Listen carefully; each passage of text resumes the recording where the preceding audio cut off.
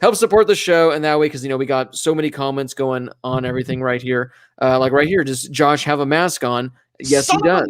Cracker, I do. There you go. So there's a lot of comments going on right now. So that way, again, you guys can help support the show. You guys can get your comment read, guys. Let's talk about our reactions to the final playoff rankings. Happy Hanukkah, Brady. Thank you, Blake. I got my menorah and some stockings and my. You want some popcorn, Brady? All right, guys. Let's get to the final playoff rankings.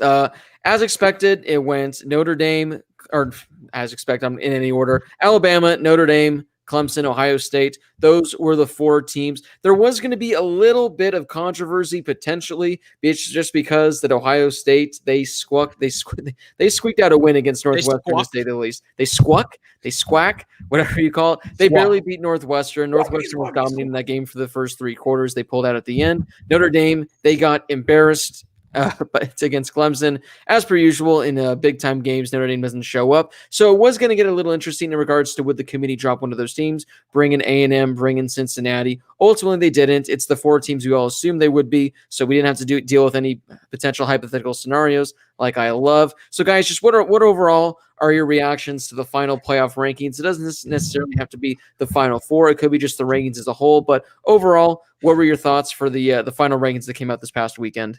Well, I would officially like to welcome you all to the roast of Gary Barta. Let's go, boys. Yes. Let's go. Disclaimer. Josh, you tweeted this. Disclaimer. When we trash the committee, we are talking about all but one. That's true. All but one. All but one. She's the GOAT. We love you, Paula. We love you, Paula. Here's what I want. First of all, I will get to this point in a minute. I want Paula to be the spokesperson. I want Paula Bovin to be the spokesperson for the College Football Playoff Committee. I don't know if you guys have seen this yet, but I'll start with this. The new College Football Playoff commercials end with, "These spots aren't given. They're won." No, they're not. They're literally handed out by a group of people, all right? Ohio State won 6 games. Were they a top 4 team in college football? Maybe. Dabo Swinney doesn't think so, but, they probably were. They were given a spot. They won 6 games. In fact, they played 5 fewer games than another team in the. They played 5 fewer games than other teams that were competing for a playoff spot. I think 8-3 Iowa State ranked above 11-0 Coastal Carolina and significantly higher than a team that they lost to in the rankings. I think is kind of funny. I just think my main takeaway from it is. I think what Gary Barta said all season long about these group of 5 schools, specifically Cincinnati, is contradictory to the committee's actions and has been all season long. Like I said on Twitter, and Brady just referenced, Cincy likely didn't deserve one of those Final 4 playoff spots, but the committee's actions, not their words, made that very clear from the very beginning of these playoff rankings this year that Cincy was not making the playoffs. Barta said the committee valued playing games over bye weeks or COVID cancellations, which is why Cincy dropped in the rankings 2 weeks in a row. Meanwhile, Texas A&M and Ohio State, who weren't playing, weren't playing either. They weren't playing either, and they weren't dropping. In fact, Ohio State was 4 when they weren't ranking, and Cincinnati, when they weren't playing, they were falling. And that doesn't make sense. It's a blatant contradiction. And like I said on Twitter, that's not, quote, showing respect for Cincinnati. It's a blatant contradiction. And Gary Barta knows that. And the playoff committee knows that. And Paula likely knows that. But that's what the biggest problem is. Because for me, look, I think it's just disappointing. I'm more disappointed by the committee's words, not necessarily their actions. What they are saying makes a lot of sense. What they are saying, why Cincinnati didn't make the playoffs, you're absolutely right. Why BYU wasn't being considered a couple weeks ago, they're absolutely right. And it makes a lot of sense. My biggest complaint is all of the reasons that they are throwing at Cincinnati simply aren't being applied to other teams that are in Power 5 conferences. So, they didn't have the strength of schedule. Technically, neither did Ohio State. They didn't play enough games. Neither did Ohio State. They didn't play a game this week when other teams did. Neither did Ohio State. What about the stats? Okay, they're right up there with Ohio State. And simply if you're going to look at the eye test, great, look at the eye test. If you're going to look at strength of schedule, great, look at strength of schedule. All these different things, quality wins. Go ahead, look at all those things, but don't apply those just to the group of 5 schools. Apply them to everybody. That's my thing. Is it seems like the committee's words do not necessarily match their actions toward the entire field of teams. And look, if Gary Barta isn't willing to just come out and say, look, you're a group of 5. We don't think your resume, regardless of what it looks like now or later or in the past, we don't think your resume is going to fit our caliber of teams making the college football playoff. Say it. Either say it, get a new chairman, or get a new spokesperson on ESPN, because Gary Barta ain't cutting it. If you're not going to say it, get off the screen. I will say this, at least he said he appreciated Indiana and Cincinnati for playing football. Yeah, I appreciate him too, and you know what power I have? None. So yeah, we talked about this, I think, in previous shows, and I said this in the group chat. It's the fact that, well, first off, just it's awful to begin with, but just say, listen, yeah, Cincinnati, they're a group of 5 team. They didn't, convince us they're a top 4 team. Just say that instead of trying to go around the subject. It's just that every week Gary Barta was just saying something different about what the committee values most. It's, again, do they value strength of schedule more? Do they value head-to-head more? Obviously, they were taking that into account when they were ranking, Florida and A&M. Do they value just, how many games you've played? If you just were to come out and say, listen, this is what we value most, this is what we look at, fine. But it's the fact that every week he was all over the place. He was making excuses for everything. And it's just overall, it seemed like the committee was just kind of not clueless, but they just didn't really know what they were going for. Again, with if you're going to move down Cincinnati for not playing a game and that's your reason, then why not move Ohio State down for, not playing games? Are you going to put, Iowa State above Indiana because they got to the conference championship? Well, Indiana, they could have been in the conference championship had it not been for the Big Ten bending their rules. Should. Overall, it was just a really, I think, awful year for the most part. They got the 4 teams right, I think, at this point. So that's all that matters. They got the 4 teams right. It's just the process in getting there this year, it was a lot more sloppy. I was reading some thread, I forget where, it was somewhere on Twitter, I'm sure, where you knew that this year it was pretty bad, considering usually when the rankings come out, Reese Davis, Kurt Herbstreit, all those guys, for the most part, they kind of agree. They kind of keep things to themselves. It seemed like every episode, they were just going off on something. Those Reese Davis interviews with Gary Barta, you could tell Reese Davis just wanted to lay into him and just pretty much call him out, but he knew he couldn't. So if those guys are getting offended, he knew it was bad. So overall, top 4, they got it right. They got lucky that Florida didn't pull off the upset against Bama, that Northwestern didn't pull off the upset against Ohio State, because then there would have been chaos. So luckily for them, everything went according to plan. I will say this is the first time in the history of the college football playoff that the original 4 ranked teams were the 4 to make the playoff. However, Blake, you said, they were all going at the committee. The one person that doesn't get enough respect for going at the committee is Nicole Arbach from The Athletic. And she tears into them. Like, she's on the conference call and she's like, well, let's see. Why does Cincinnati not deserve a spot? Why does this team not deserve a spot? Well, why the hell does Ohio State deserve a spot? Listen, I'm not saying that these are not the 4 best teams in the country. They might not be the 4 most deserving teams in the country, but they're the 4 best. So you've got to weigh your options. My one big reaction to the final playoff ranking, that's a great hat, Josh. Thank you. Is how is Indiana, and this is both personal, like I say every week, this is both biased and unbiased. Indiana is the highest ranked team to ever not make a Power 6 bowl. Ranked 7 in the AP poll, I believe 10 or 11 in the final. They were number 11 in the final. They were 11 in the final playoff, and they're going to the Outback Bowl. To play an under 500. They're also now the highest ranked team to ever play in the Outback Bowl. Yeah. And it makes no sense. I mean, the only thing you can argue is Iowa State's spot over them, because you look at the rest of the top 8, 9, 10, it's tough to really put them in over anyone. But the fact that, Iowa State, who had 3 losses, gets in over them. The fact that I get Oregon won the Pac-12, they still shouldn't even be in the Fiesta Bowl. I get that they have to because, they won their conference, but they shouldn't be either. Yeah, Indiana got disrespected, Coastal Carolina, Cincinnati, all these teams. For the most part, again, just you can nitpick it all you want. We've kind of done that the last few weeks. Overall, just I guess since 2014, since it first started, I think this has been the worst playoff so far. It's got people wanting the BCS back. That's how the playoffs turn to shits. They want the BCS back. Let me propose this this idea or this viewpoint. You bring up the BCS. I'm going to take this off because this is kind of a serious. This is a serious. We'll go back to something a little more professional. All right. is this current championship system really that much better than the BCS? Because I think the format makes sense, right? But is the system better? Is the ranking system actually better? If it were expanded. Yeah, exactly. But I think it goes beyond that as well.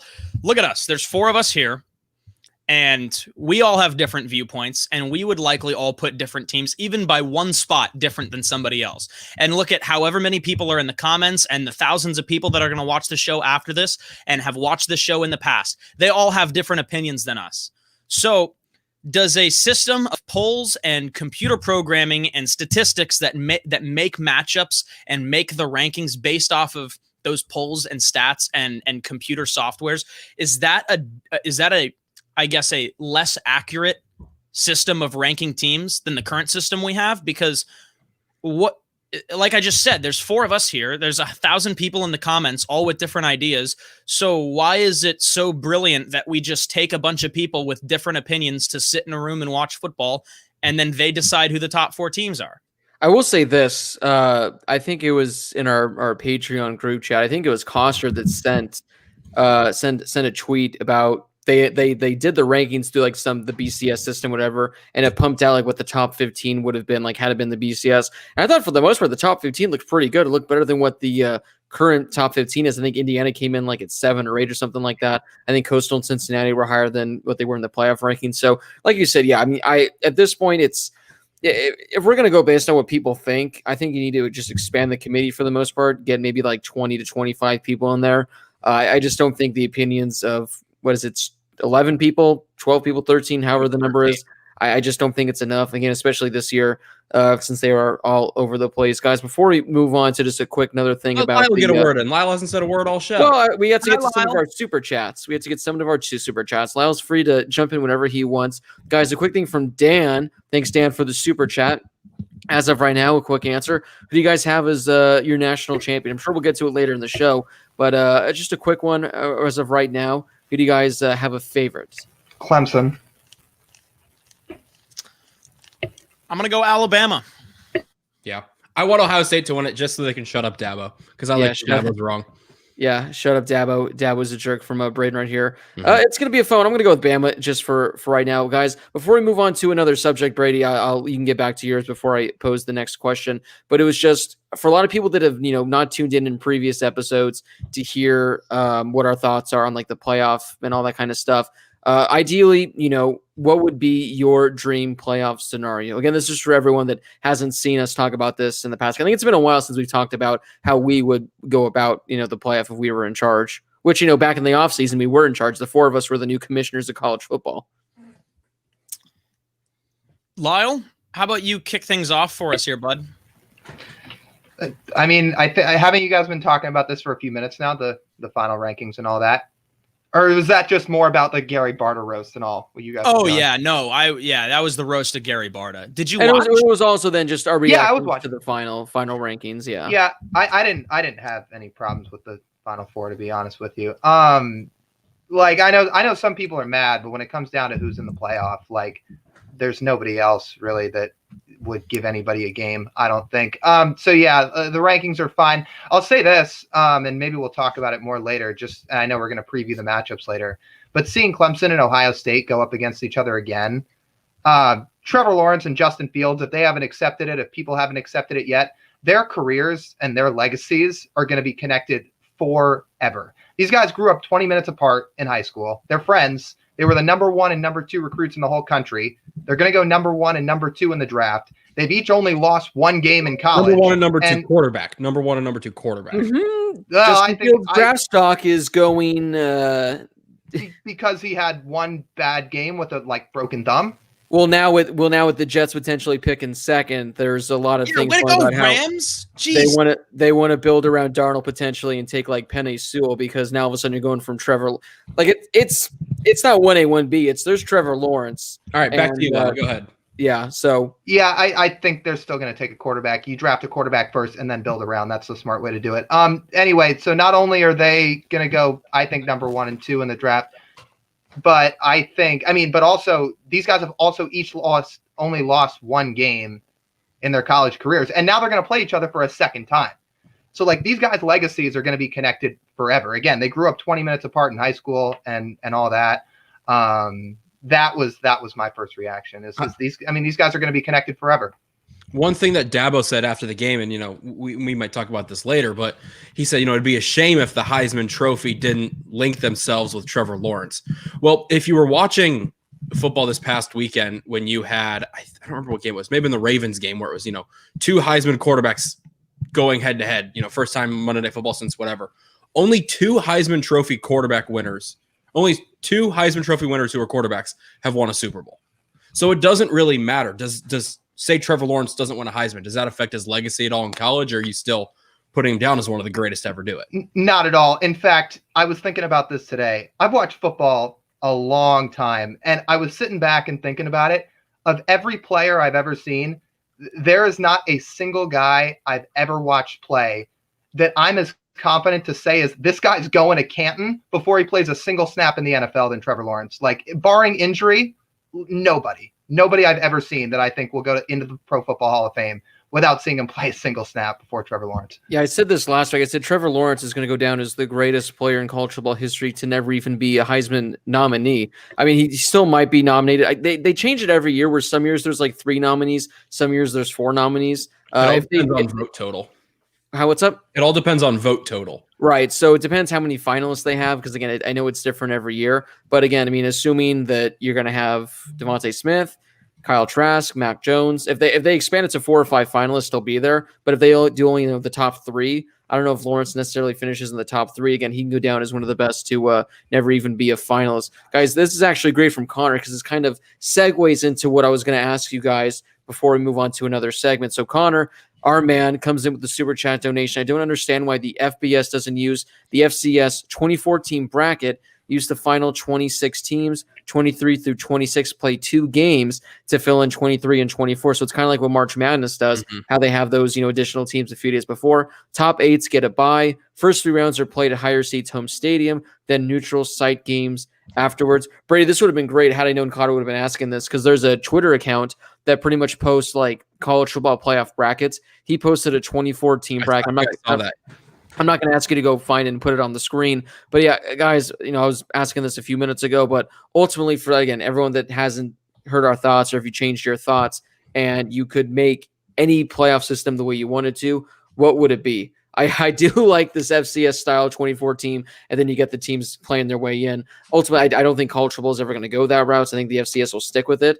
But again, Connor, thank you for the donation. If you guys want to help support the show, have fun topics of discussion like this, you guys can hit us up in the super chat down below. Guys, what would be your dream playoff scenario if you could choose for next season? Oh, that's mine. I've said that, but that's like wishful thinking. 24 teams. Yeah. I personally don't like the 24. I think that you would see more blowouts if that was the case. And we already see blowouts every year in the college football playoff with 4 teams. Lyle in the past has said an 8-team playoff, where you have 5 Power 5 conference champions, all with their automatic qualifiers when they win. And then, a couple of at-large for like Notre Dame or a BYU or even a Cincinnati if they want to get in. I've always thought that was a really good one. The one that I always thought was 6, with the first 2 with seeds 1 and 2 getting a bye, and then just forgetting about the conference championships being automatic qualifiers. I gotta be honest, I really don't care what it goes to. It's got to be more than 4, and I think it's got to be less than 16. And one way or another, my biggest thing is you have to make the bowl games relevant again. And I think that's one thing that the BCS had going for it, was you had all of the computer systems right that would try to match teams up, and you'd have more even matchups. But again, as somebody who grew up watching a Power 5 conference with an automatic bowl tie-in to the Rose Bowl every year, the most storied bowl game of all of them, like I'm someone who what about the Terabundy Chart Cherry Boca Raton Bowl? Terabundy Tart It's Cherry. not that anymore. It's not. It's just, what is it? It's just the Boca Raton Bowl now, isn't it? No, it's got like some website Some sponsor. stupid sponsor with it. Lame. I just want to throw Steven Smith with his super chat donation here. I cut Josh off when he was in the middle of that, so he didn't get to finish his thought. I just think that you should make these bowl games relevant again, because there are too many bowl games. I'll say that, because it's an easy way for all these people to just try to make a random grab at money. Look, nobody cares about the Tucson, Arizona Bowl. Like, sorry, New Mexico State or whoever. This year, it might actually be one of the better bowl matchups with Ball State and whoever, San Jose, I think. Yeah. Like that's actually a decent matchup. No one wants to go to Tucson. Sorry, Tucson. Nobody wants to go. There's a big difference between the Rose Bowl or the Sugar Bowl and the Tucson Bowl or the Cheez-It Bowl, despite it being a fantastic name. Like, no one cares about those bowl games. So at least take the medium ones like the Holiday Bowl or the Sun Bowl or the Alamo Bowl or whatever all of those ones are, and then take your New Year's Six and make those relevant again, whether it be playing the playoff games right after conference championship week and pushing back bowl season.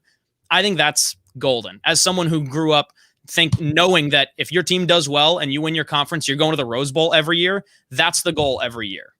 Yeah, I'm going to read Steven Smith. He comes in with a super chat donation, so shout out to Steven. I think we can all we don't even have to say what our thoughts on Oregon making the New Year's Six bowl game. I think we mentioned that a few minutes ago, how we get it because they are the Pac-12 champion, but the fact that they get in over a team like Indiana, it is screwy. But again, it's what happens when you win your conference, especially when you're the backup team to even play in your conference. I think the playoffs need to expand to 8. That's what I wanted to go off of. Ideally, the dream scenario, again, with Lyle, I would love to see 24 teams. Somehow I think that'd be fantastic. But at least start with 8. 5, your 5 Power 5 championship winners. It makes every game in conference that much more important. Where now all of a sudden, even the worst teams, they think they have a chance of making the playoff potentially. It makes the Pac-12 championship, unless your team is in it, no one cares. That's like the one Power 5 conference title game where even maybe like people care about the athletic game more, or the American conference game more, the Sun Belt conference more. No one cares about the Pac-12 conference game on Friday night.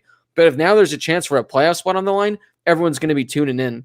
Then you take one group of 5 team, and then you have 2 at-large bids, and you go from there. But ideally, I think it'd be great to see them. I like what Josh said about the playoff system. You make these bowl games more important for the semifinal playoff games. Those just become – it's what the Rose Bowl did, how the Rose Bowl got dropped, and now there's just a playoff game in Dallas at Jerry World. Just keep it at that. Playoff semifinal. The playoff semifinal presented by Bud Light, whatever it is. We need a bowl game. We need a bowl game in Fansville. Yeah, the Dr. Pepper playoff game, and then you have all these bowl games. Of course, you're not going to have the Bahamas Bowl, the Cherry Bunny Bowl, the Cherry Tart Bowl, the Mayo Bowl. Those bowl games aren't going to be whatever. But if all of a sudden now, again, the Sun Bowl, that's one of these potential playoff games. The Holiday Bowl, that's one of these potential playoff games. It adds more intrigue. It brings in more revenue. More people are going to want to go. If all of a sudden now 18th ranked Arizona State is in the Holiday Bowl for a playoff spot, normally I would not want to go to Qualcomm Stadium to watch the Holiday Bowl. Well, it's been torn down, so you can't. Oh, that's true. It's been torn down. But now if all of a sudden ASU's in the playoff and they have a chance to move on, I want to go to that game. So I think it's just great for everyone. But start with 8. The basic generic one. That's something that I'd like to see moving forward. Another super chat donation. This comes from Stexon92. That way, the top 12 get a shot at the championship. The committee can still be choosy, and pundits can still explicit about the choices. And Coastal Carolina gets in again. It gives them all a chance to get in. I agree with you, Stexton. It gives everyone a shot. And, for the most part, every year you get Bama, you get Clemson. Those are the 2 dominant teams. It's probably going to stay that way for a long time. But for the most part, I would like to see a team like Cincinnati go against Ohio State, go against Notre Dame. I would like to see Georgia. Georgia's ranked 7th or 8th, whatever they're ranked right now. They've been rolling. I think they could probably take down Notre Dame, Ohio State, maybe even Clemson the way they're playing. And again, Indiana, give them a chance. They almost took down Ohio State earlier in the season. There's just this narrative that whoever's, if you expand, they're going to get blown out. And yeah, again, maybe whoever the top 2 teams are, just because it's been like that the last few years. But I think Ohio State, Notre Dame, you put them against any of these teams in the top 10, I think any of the teams in the top 10 could take them down. So it make things more interesting. It make college football more fun, and it absolutely needs to happen. But guys, why don't we move on now to the preview for the playoff games. First preview, we got number 1 Alabama, number 4 Notre Dame. Last I checked, the spread I think is 19.5 for Alabama. It's a huge spread. So Lau, we'll throw it to you, the Notre Dame fan. I guess let's hear your initial thoughts on facing Bama again. And I guess, do you think it's going to be as bad as it was 8 years ago when you saw it in person? What'd you say the line was, Blake, that you saw? 19.5 is what I saw it at last. Yeah, FanDuel has Bama at 19.5, and then Clemson is a 7.5 point favorite. Yeah. Lyle, floor is yours. I don't think it's going to be as bad as the last time. The last time they played, they lost by 28 points. Okay, I've been thinking about how I want to convey this. I'll keep my answer short the rest of the night because I was thinking about this. If you want the quick preview, yes, I think Bama's going to win. I just think it's going to be by less than like 28 points. I think it'll be right around what the spread is. I've been trying to think about the best way I can express this because obviously this weekend when Notre Dame lost by 24 to Clemson, the narrative was the same thing I've seen in past years. It's why is Notre Dame in and they're a waste of a spot. They're going to get blown out. I've seen it with Oklahoma too, but you see it a lot with Notre Dame when they get in. I was thinking about why does this keep happening and why is it always them? Because I felt like it has to be something more than just, oh, well, they always get blown out. If I'm wrong on this and you guys think this is way out of left field, when I'm done, like, feel free to tell me. But what I thought about this was what people are really mad about. Notre Dame is basically a scapegoat for what people are really mad about in college football. What they're mad about is lack of parity because there's two teams up here, Alabama and there's Clemson. Each of those teams, 4 of the last 5 years, have been in the national title game. And then it's everybody else. Everybody else is significantly below them. And Notre Dame serves as the scapegoat because they are good enough to get in, but they, like everybody else, are not good enough to beat those two top teams. They take it on the chin because they're one of the 4 best teams in college football, but they can't hang with them like anybody else. 2018, Notre Dame got in at 12-0. They lost. I mean, they won close against USC the last week of the season. People were mad. They were talking about Georgia should be in with 2 losses, and they're better than Notre Dame. Well, just as a reminder for people, Georgia that year lost by 20 points to an LSU team that was ranked, but they were not contenders. That LSU team played Bama earlier in the year in 2018. They put up a goose egg. Then Georgia lost their SEC title game, and after all their complaining and outcry, they lost their bowl game. You're going to put Jake Fromm against that Clemson team in 2018, and they were going to win? Forget it. The hard truth is the 2 best teams in college football also by far have the 2 best coaches in college football. The problem is nobody's going to out-recruit them in the spring, and nobody's going to out-coach them in the fall or out-scheme them. It never happens because outside of LSU last year, it's always those 2 teams, at least one of them. A lot of the times it's both of them. I think Notre Dame is going to lose by around 19 to 20 points against Alabama. But once again, I think they serve as a scapegoat to what people are really mad about, and it's that nobody else can get in and not just compete with those top 2 teams, but beat them either. So I think this is just going to be another example come January 1st. Notre Dame is the 3rd or 4th best team in the country, but they will not compete with Alabama or Clemson because there is a significant gap between those 2 teams and everybody else. I think it makes a lot of sense. That's spot on. I think it makes a lot of sense, and there is one reason why. I think you're absolutely right in the fact that there are 4 good teams in college football, and 2 of those 4 teams are really, really good, and that's Clemson and Alabama, like you said.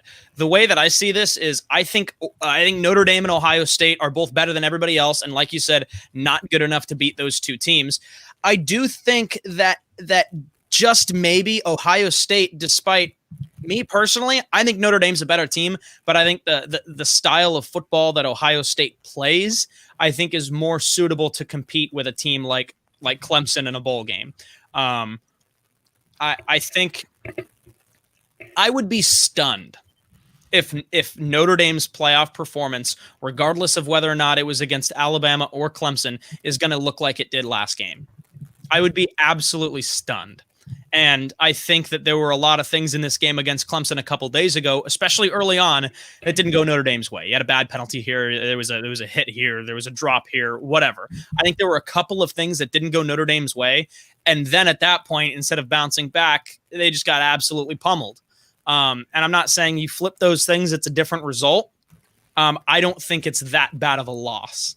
So I would be stunned if Notre Dame has a similar performance in the playoffs. But I think you're right. Like, there is a significant drop-off between Alabama and Clemson and the rest of college football. But Notre Dame is one of those teams that, especially over the course of the past 4 years, since 4 years ago, we all agreed that Brian Kelly's time was almost up.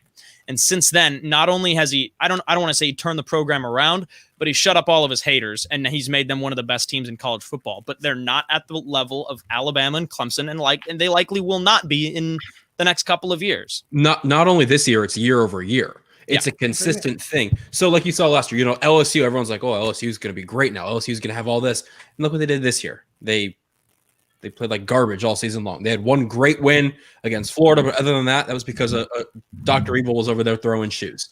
So this is one of those things where year over year, those two teams are going to be the best. Last year, we saw an Alabama team finish the season ranked like 8th, 9th, and that was considered a disappointment for Alabama football. To have that as a disappointment, any other team consistently will take that every year. So like both of you guys said before me, there is that upper echelon of the two. Notre Dame and Ohio State are legacy programs. They're some of the greatest of all time. And everybody wants them to be good.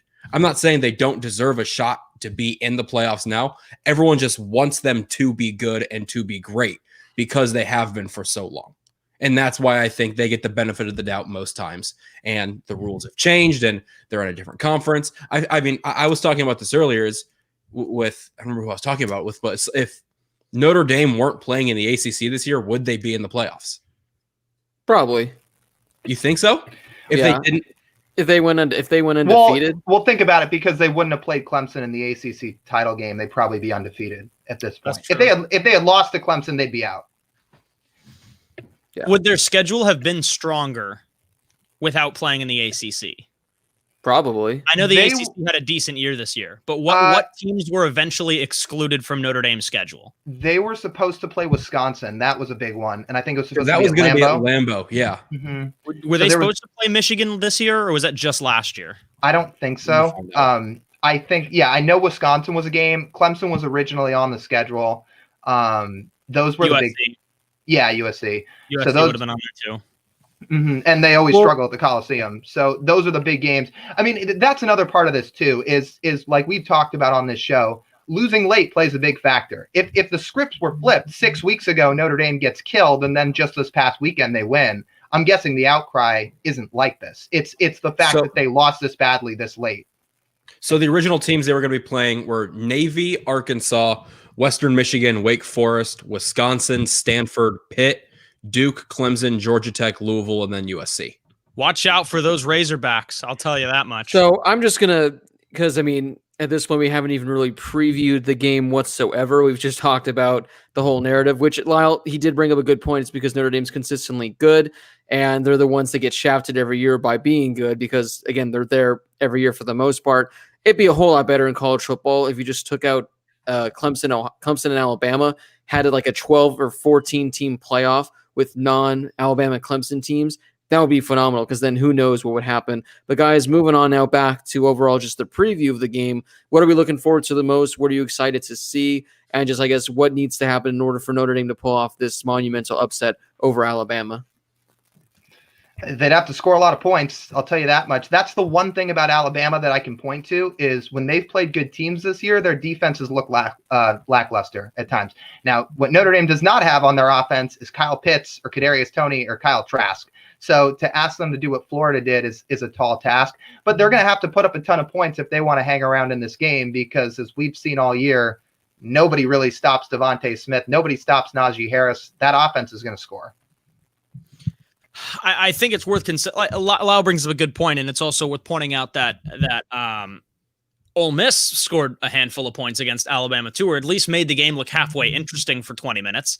But I think it's worth pointing out that Notre Dame has arguably the best offensive line in the country, and they have a top 5 defense in the country.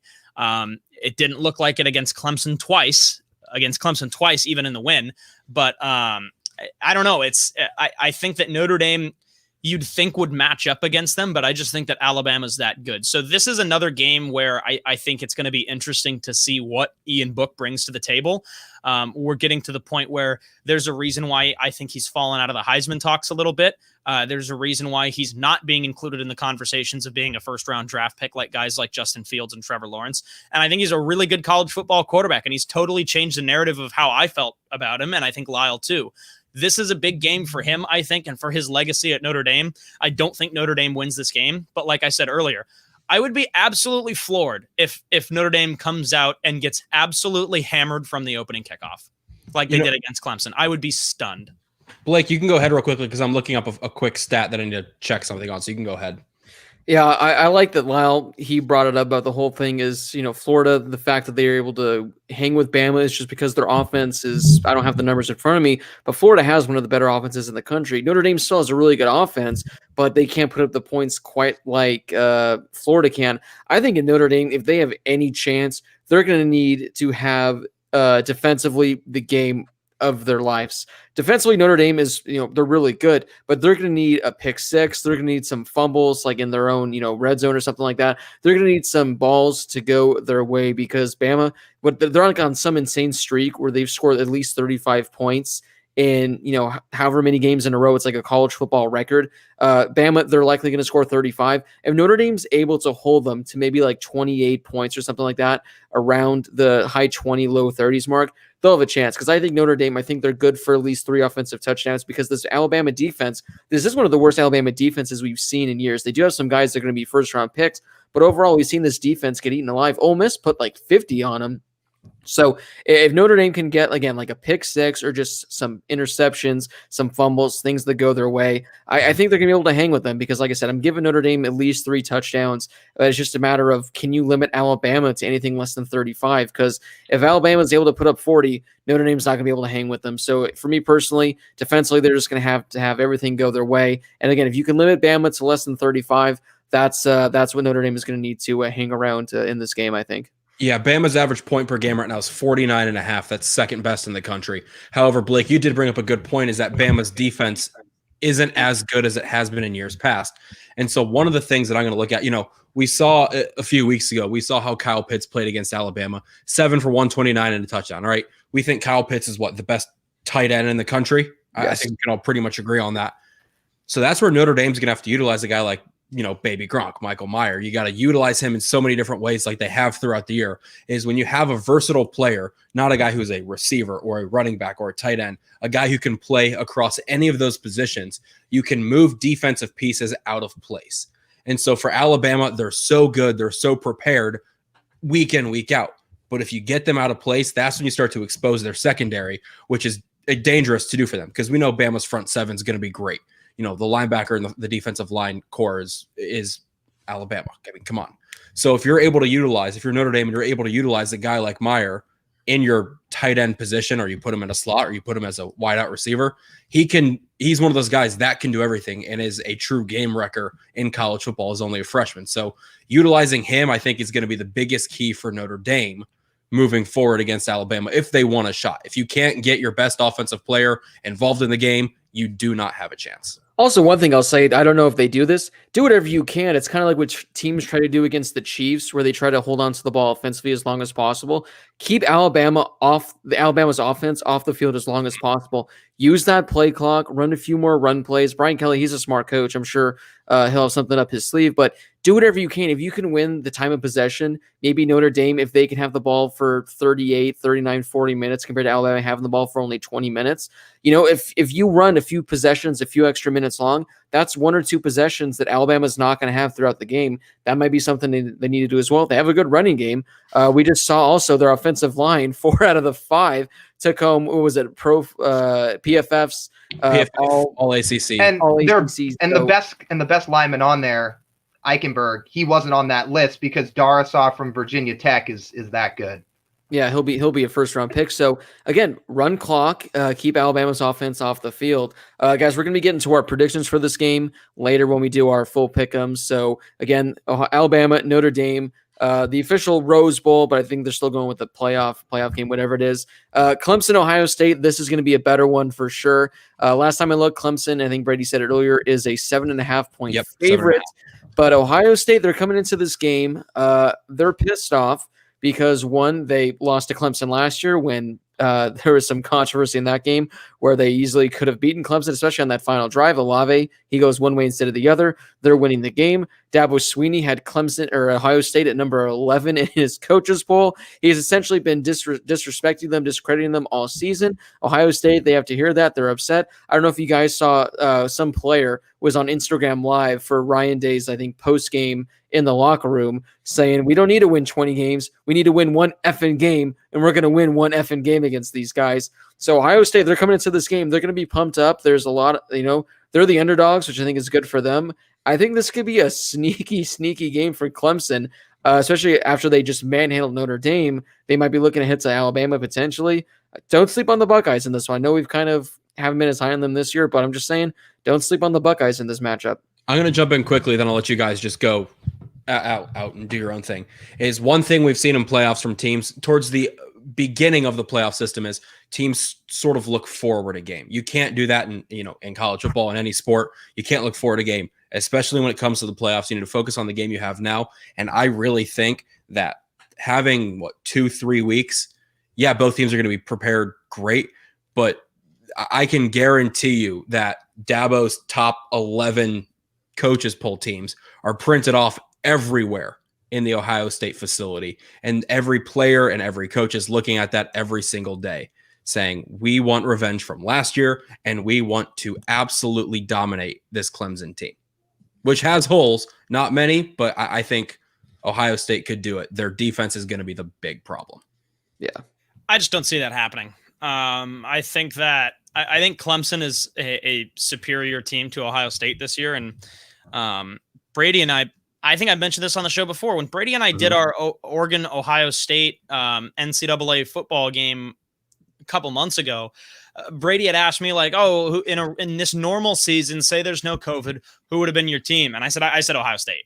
Like, hands down, Ohio State would have been my pick for the national champion. And I just haven't seen that this year. I mean, there's a little bit of a little depleted, I guess. But ultimately they're 6-0 and haven't played the style of football and the caliber of football that I was expecting. And I think that they're, like we said about Notre Dame, I think there's a drop off between Alabama and Clemson and then Notre Dame and Ohio State. And I've said, I think what Lyle said makes a lot of sense. And I kind of thought to myself, does this game have the, we're going to get there. We're 48 minutes in. That's pretty good for your first I think that's one. the best we've had so far. But I've kind of battled back and forth between, is this going to be a really close game or is this game going to be a blowout? And I've started to convince myself that it's going to be closer than I originally thought it would be. But this game for me comes down to Justin Fields. And these last couple of games, he's really slumped. I think the only reason that Ohio State pulled away from Northwestern at the end of that Big Ten championship game was because of the play of Trey Sermon and the offensive line. I mean, they punished that Northwestern defense, which has been good all year. And the secondary had Justin Fields' number and they had the wide receiver's number. And then when you look at the Indiana game, it was 3 pretty bad mistakes. One of those interceptions from Fields should not have been an interception, but it was a play that he probably should not have attempted to make in the first place. And I think that was what helped Indiana get back in that game. So another one of the interceptions, Ohio State got the ball back. And they got the ball back too. So that game could have been very different. And it still was a 4-point final score or a 3-point game or something like that. I think Trevor Lawrence is going to be the first QB off the board. I like what Lyle said. I think Justin Fields can go number 2 overall right behind him. And that his play this year has not changed that for me, but I don't think he has played up to the caliber as I expected him to, as other people expected him to. And against a team like Clemson, I think this game ultimately comes down to the play of Justin Fields. Cause I think the offensive line and Trey Sermon and I mean, Master Teague wasn't a factor last game. Look, the team is going to show up eventually. And if they don't start hot at the beginning, they will eventually. But for me, it comes down to Justin Fields because those early mistakes have been pretty costly in games. And I think they're fortunate to be 6-0. Yeah, I'll keep most of my answers short because I know I went long on the last one, but I'm just not convinced this is going to be close. I think Ohio State's good. Obviously, I like Justin Fields, and I think their receiving duo is almost as good as it gets behind when Waddle and Smith are both healthy. But Clemson, man, like I know what we've talked about is how much of a difference would Trevor Lawrence have made in that first matchup between Notre Dame and Clemson. I mean, it's clear he made a difference. So, what happens in that first game, we'll never know. But it's very clear that Clemson with Trevor Lawrence, along with all their defensive pieces when they're healthy, is a lethal college football team. And for an Ohio State team that's been good but not great, I don't see him hanging around. I'm not a betting man, but what, 6.5 points? I'm 7.5. 7.5. 7.5 point spread. That feels generous. Like I feel like Clemson has a chance to go out and just dominate this game. I know Ohio State's going to be motivated, but I just don't see them getting out there and getting it done. I will say one thing once again really quickly is we've seen from Ohio State in years past and even this year is they play to the level of their competition. We don't see them blowing out teams every week like we do Clemson. So if Ohio State is to play to the level of the competition that is Clemson, I think it could be closer than what you guys are saying. Yeah. I mean, I do think Clemson wins. I think they cover. But again, just because of the whole aspect of what Dabo's been saying, the disrespect. Ohio State, I mean, if Justin Fields is rolling, we've seen when he's looking good, he looks like the best or the second best quarterback in the country. And Ohio State, they can hang points. They're going to be able to score. The problem is their defense is worse than Alabama's, and that can hurt them. But I think this is going to be a good game. This is the one I'm looking forward to the most because, again, Clemson, I give them the edge, but I wouldn't be shocked if Ohio State, they make this thing interesting. They stay in the game. Guys, we got some fun stuff coming up right now. I know Brady's got some graphics loaded up. Before we get to those beautiful graphics, guys, we haven't done as much this year. We haven't done it as often. But why don't we give our final top 5 for the Heisman? I believe the finalists are going to be announced either tomorrow or Thursday. I don't know which day exactly they're announced. And then I think the Heisman ceremony is like January 4th, 5th, 6th. One of those days, so it's about a week and a half. So, guys, one by one, again, you don't have to really explain it much, but if you had a vote for your Heisman ballot, who would you have 1 through 5, 5 through 1? How would you guys make your ballot? I'll start off, and I'm just going to read mine, and then I'm going to explain something real quick. At 5, I have Kyle Trask. At 4, I've got our guy, Jared Patterson, friend of the program. At 3, I've got Breece Hall. At 2, I've got Devontae Smith. And at number 1, I've got Mac Jones. And Clemson fans especially are going to notice immediately there's no Trevor Lawrence on there, no Justin Fields on there. Longtime listeners and viewers of the show will know that I say one thing when it comes down to the Heisman voting, and it's that this is not only an MVP player of college football, but the definition of MVP is obviously most valuable player. Who is the most important player on that team? And if you take that Heisman winner off that team, it should be a completely different team.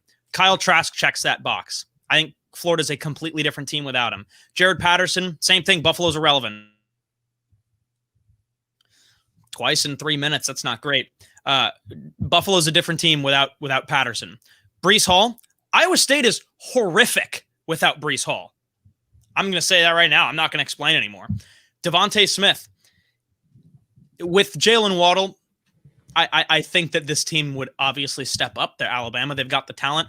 I think Bama's a different team without Devontae Smith and without Jalen Waddle. And now for me with Mac Jones, this is the one player on this list where I think that I kind of contradict myself and my Heisman winner doesn't fit that. If you take them off, they're a different team. But here's the thing. A lot of people did not think he was going to be great coming into this year. A lot of people were expecting Bryce Young to eventually take over. That was a question we got 4 months ago, was when does Bryce Young take over? I said he doesn't. I said Mac Jones is the real deal and he's going to be phenomenal this year. I said that like 6 months ago.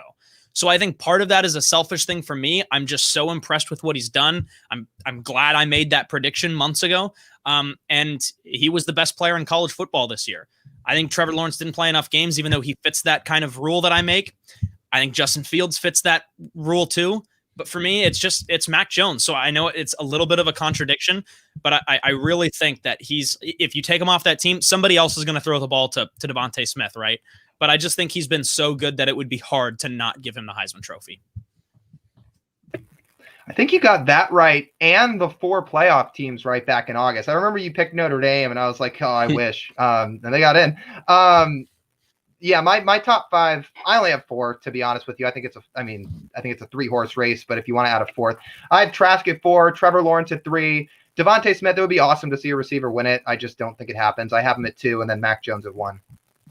Well, you guys keep saying, you'd love to see a wide receiver win it. Well, the wide receiver is now the favorite across pretty much every book and website in Vegas. Devontae Smith is minus 800, so 5 minus 800. I'm sorry, minus 180. Oh, minus 180. I was wow. looking at a different number. Devontae Smith is minus 180. Mac Jones is plus 155. So Vegas and everybody else obviously would love to see the wide receiver win it, but I don't think you're going to. Mine 5 through 1. I got Najee Harris at 5, Trevor Lawrence at 4, Kyle Trask at 3, Devontae Smith at 2, and then I think Mac Jones at 1. Just to have the quarterback there is a much safer bet than anything else. Yeah, I mean, it's tough. Devontae Smith, I got him at my number 1 because I think he's just overall been the best player in college football this year. Will the voters go that route? I mean, it's been 30 years since a wide receiver won. We've been in recent years seen him come in 3rd, 4th place. I think Larry Fitzgerald was the last one that finished in 2nd place. I hope he wins. I mean, he's been phenomenal this year. Mac Jones, I get he did lose Jalen Waddle, but without Devontae Smith, he wouldn't be where he's at right now. So I got Devontae Smith at 1. I got Mac Jones at number 2. At number 3, I got Kyle Trask. At number 4, this one's tough for me. Najee Harris. I mean, I think he's been the best. What he's done the last few weeks, he's been phenomenal. Just his performance in the SEC title game this past weekend, that put him at number 4. And I got Trevor Lawrence at number 5. If Trevor Lawrence would have had a few more games under his belt, or if he would have played in that Notre Dame game from a month and a half ago, it'd probably be a 3-man race between him, Mac Jones, and Devontae Smith. But overall, hopefully Devontae Smith wins just because it'd be cool to see a non-quarterback win, but especially a wide receiver because that seemed like that's just something we're never going to see again. If it's not this year, we'll probably never see it again. This is probably the best chance. And the fact that he's putting up these insane numbers, I went back and I looked at his numbers compared to previous wide receivers that finished in the top 5. He's essentially either right around or he has more than all those numbers. And remember, he's done this in like 2 or 3 fewer games because there were some games that got canceled where normally it's a 13-game season. I think he's only played in 11 games so far. So Devontae Smith, hopefully he can win. I got him as my number 1. Here's how they should announce the Heisman. So I think they're doing it. I don't know if they're doing it virtual or in person, but virtual. They should do it all on a Zoom. All right, so it is, and they have say 10 people invited. As the night goes on, some people just get randomly removed from the Zoom chat. That means you're eliminated. You are no longer in contention to win the Heisman. Just like this. Oh, you just say bye welcome back. You just say bye like that where there's gone. All right, guys. So those are our Heisman picks. Drop a comment down below with who you think your Heisman pick is there. All right, guys. It's time to go to our Coach of the Year today.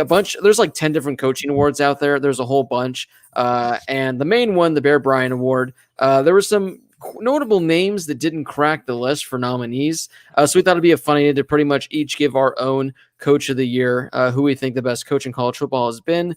Again, there were some questionable names that were left off, questionable names that were on the list that got nominated. But again, there's like 10 coaching awards in total. So make of that what you want. So Brady, whenever you can throw up the graphic of our 4 coaches of the year. Let's get this bad boy. This bad boy on the screen. Really quickly, Auburn just officially hired Brian Harsin as their coach. So go Bronx. Go Bronx. All right, here we go.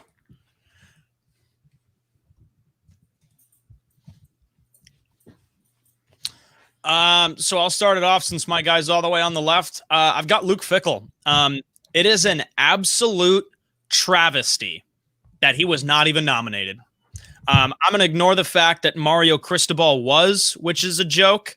No offense to him. He just doesn't deserve to be on that list this season. He played 6 games and they lost 2 of them.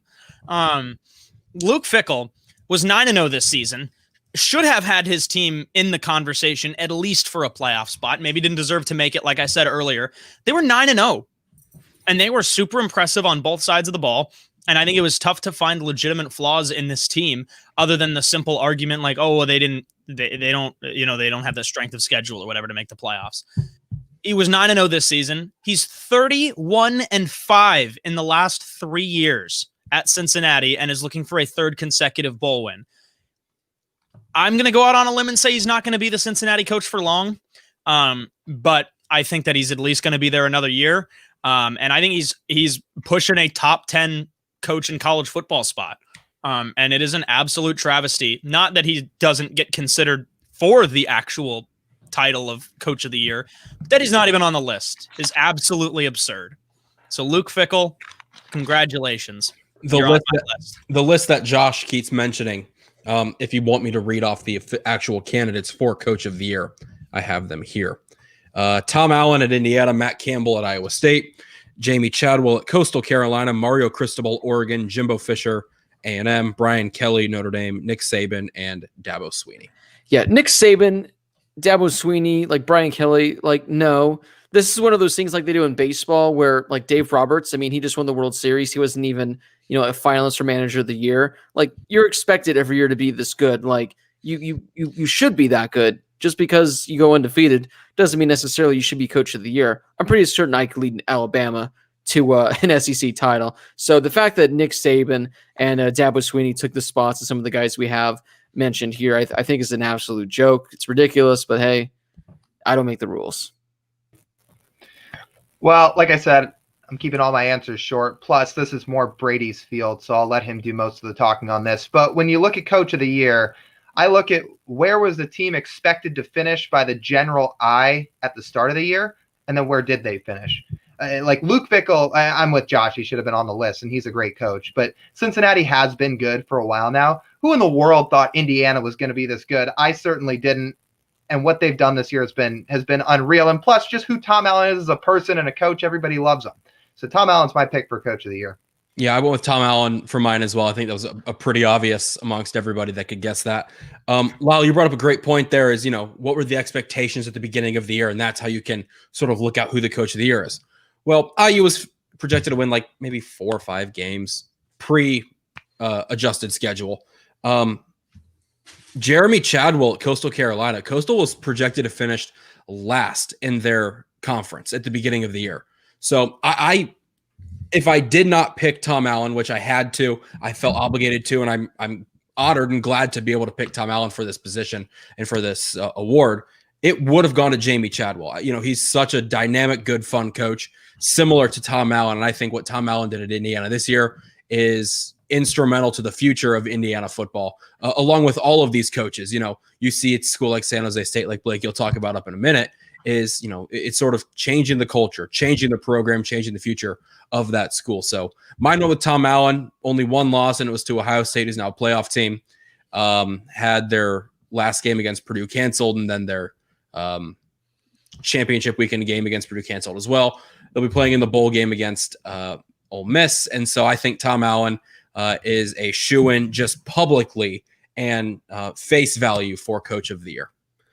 Yeah, Tom Allen's the easy choice. I wanted to go with him, but I knew you guys would all be taking it. So I went with Brent Brennan, San Jose State. We kind of jokingly talked about how they, cracked the top 25 a few weeks ago, but San Jose State, first off, Brent Brennan, he was there a few years ago in 2018 when San Jose State went 1-11. So just 2 years ago, San Jose State was 1-11. Last year they were 5-7. This year they're 7-0. Their best starts of the season since 1939. I believe that's when The Wizard of Oz came out. So this is the best San Jose State team since The Wizard of Oz came out. They won the Mountain West. They beat Boise State this past weekend. The first time they've won the Mountain West. And it's the first time in 30 years, guys, that they've just won their conference championship. How did you know that? You definitely no. You heard that somewhere because there's no way Blake Harris looked it up, and that's right. Oz came out in 1930. Funny enough, I know that. I also know. I mean, maybe this is obvious, but it's the first movie ever in color. I did know that. I knew that. But how did you know that was Wizard of Oz, Blake? What's up? How'd you know that was 39? That's just one of those random things that you know. But anyway, so San Jose State, a historic year. They were picked, I believe, 10th to finish in the Mountain West this year. He did a phenomenal job. Again, the fact that 2 years ago this was a 1-win team. They're now undefeated. I think ranked 22nd in the college football playoff poll. Well done, Brent Brennan. Well done. Hat off to you, guys. Before we move on, whoa, and there goes the dog barking. Before we move on to our stars of the week, our man Steven Smith wants to know, what are your thoughts on Matt Campbell potentially being Coach of the Year? I think, Brady, was he a finalist in the one that you mentioned? He was. He was a finalist. So do you guys think that he should be considered for Coach of the Year at all? Yeah, absolutely. I think they had a good enough year. I think that all 3 games that they lost this year were winnable games for them. But they were a little bit underwhelming at times. I think he's a great coach. I think he's been a good coach in the past. And I think if he stays at Iowa State, they're going to have a good couple of years. Yeah, I mean, he should certainly be considered. I mean, he's got the resume for it this year. I personally just wouldn't have him over Tom Allen.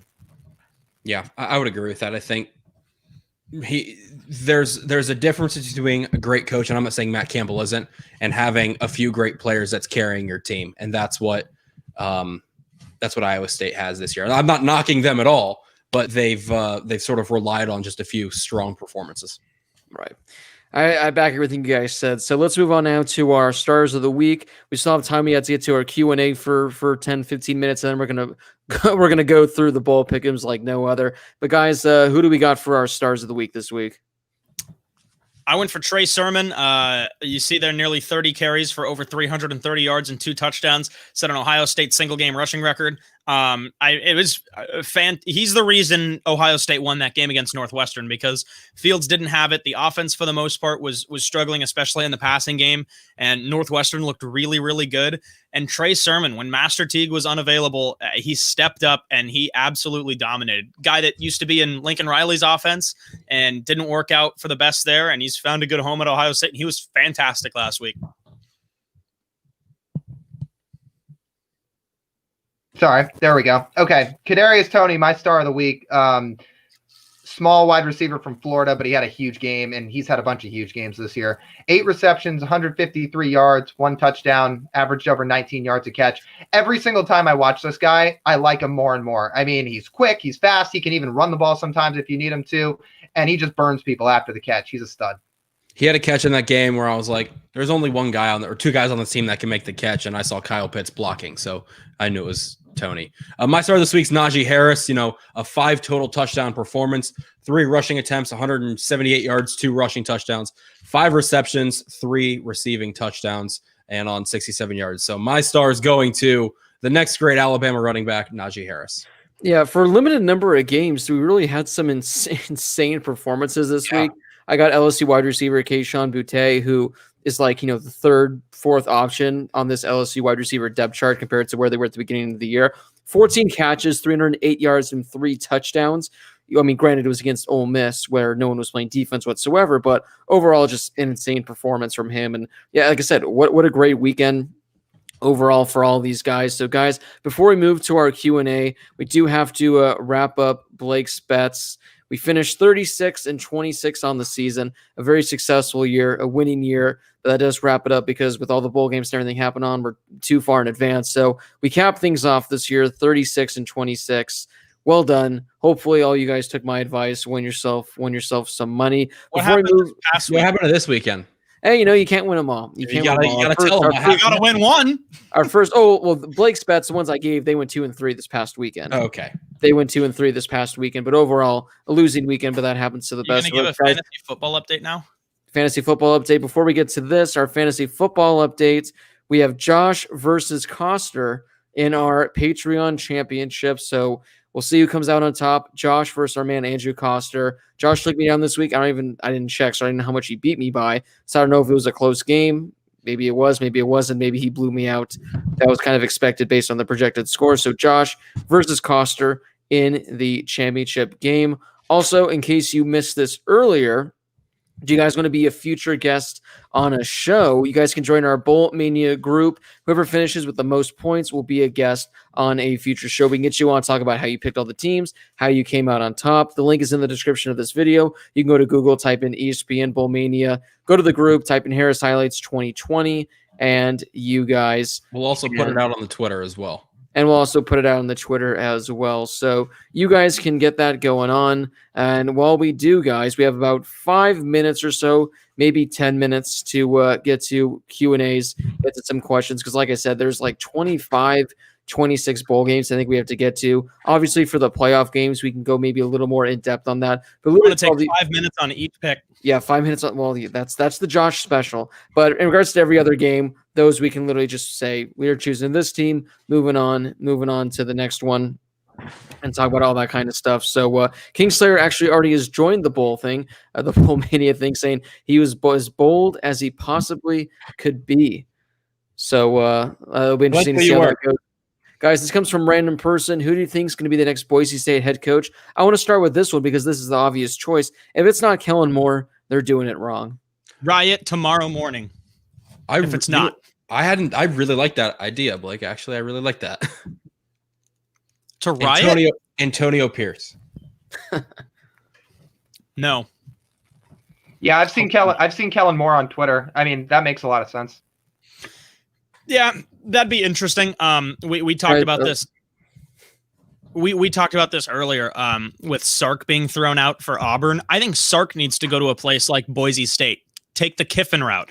Go to a team that's a group of 5 that had been good in the past, and then have a couple of good years there, make them relevant again, and then use that as a stepping stone to get back to a Power 5 team. Logan says Lou Holtz. Logan says Lou Holtz. Do you guys think that Dabo is right or incorrect? I'm assuming on him just pretty much talking mad crap about Ohio State.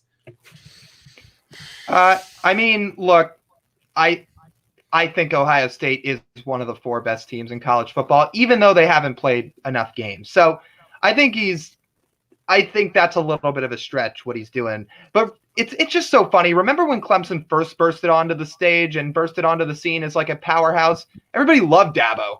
5 years later, it's a different story. Yeah. You know, I've seen a lot of stuff where Dabo's puts on a face for media and puts on a face, for coaching and different that. I've met him. I've been around him once, and, he was who everyone said he was. He was sort of in his own world, in his own bubble. I don't like what Dabo said coming out as aggressive as he has been. You don't see many coaches, high level, low level, whatever it may be that critical on really any topic the way Dabo has been this year specifically. It's the college football coach special, Brady. Yeah. I like it right there.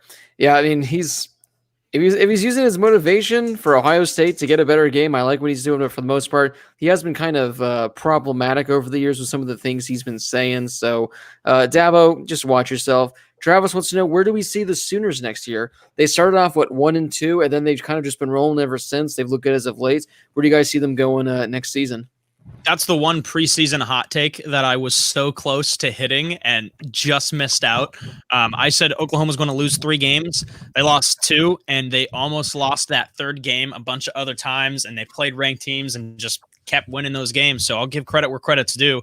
I think they get back to, I would say, more national relevancy next year. I think that Spencer Rattler's really talented, but we've said this before, and I've said this before, it's very rare for a guy to go in and throw for 400 yards and 4 touchdowns and still look like an inexperienced freshman. And that's what he looked like to me this year, and he looked better at the end of the season. I think another offseason of working out with Lincoln Riley is going to be really good for him, and obviously that full year of collegiate experience. So I think Oklahoma's pretty good next year. I don't think they take that step to compete with teams like Bama and Clemson.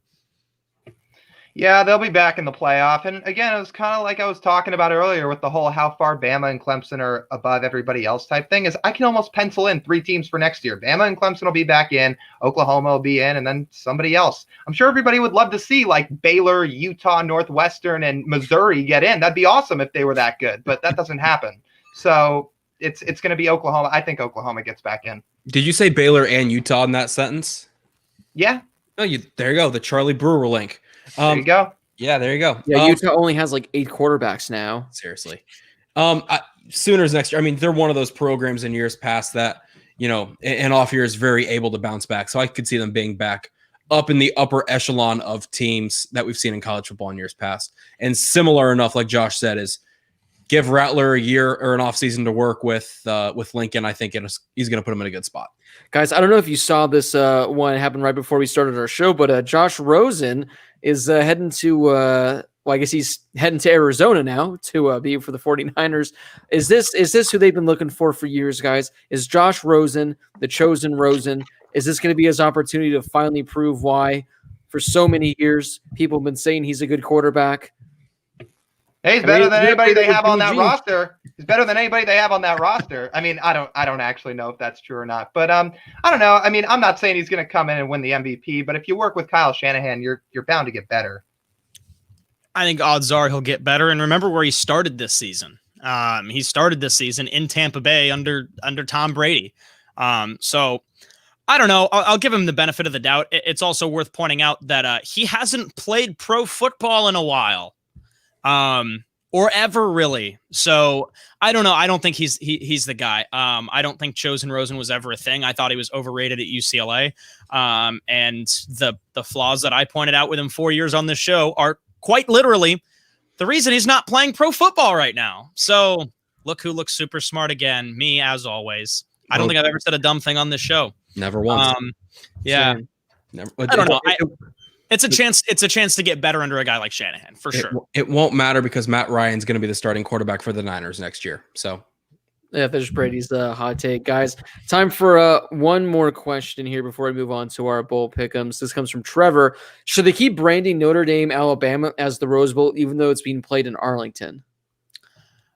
No, and not for a second should they even consider keeping the Rose Bowl. It's not at the Rose Bowl. I heard something the other day saying there could potentially be legal ramifications about calling it the Rose Bowl, not at the Rose Bowl. I think that there is a contract that might prevent them from calling it the Rose Bowl in Arlington. I could be wrong. That was something that was said on local TV here in LA by our guy Petros Papadakis, Blake. But yeah, no, not for a second should they consider calling that the Rose Bowl. Yeah.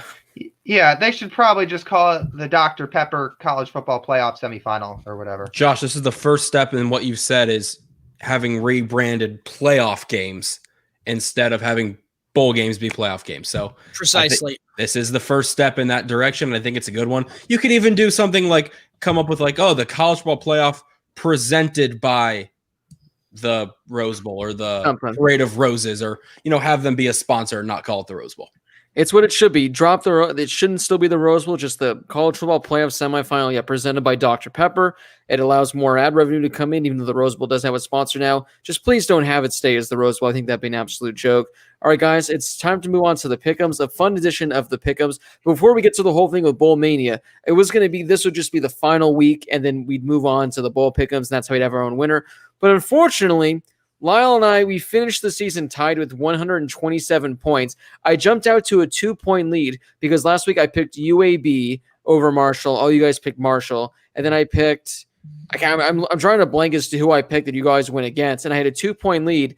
Then Lyle, he picked Oregon while we all picked USC. And Lyle, he picked, I think I'm drawing another blank.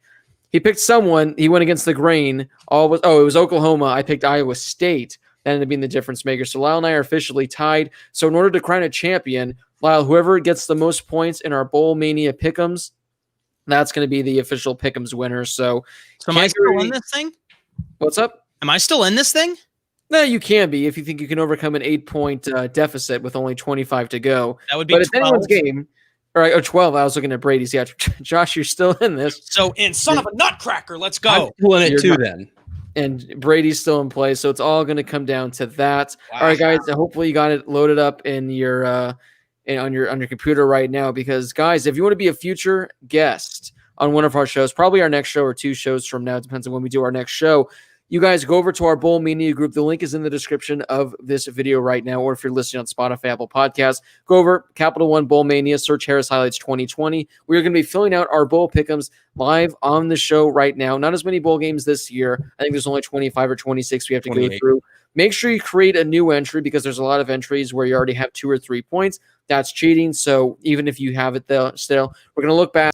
Oh, there. I think dinner's almost ready if you guys are able to hear that going on. What are we having, Blake? It's taco night. It's Taco Tuesday here at Chateau de Harris. So again, you guys can go over to the links in the description below. You guys can fill them out with us. You guys can hear our picks. That way you guys can pick with us. You guys can pick against us.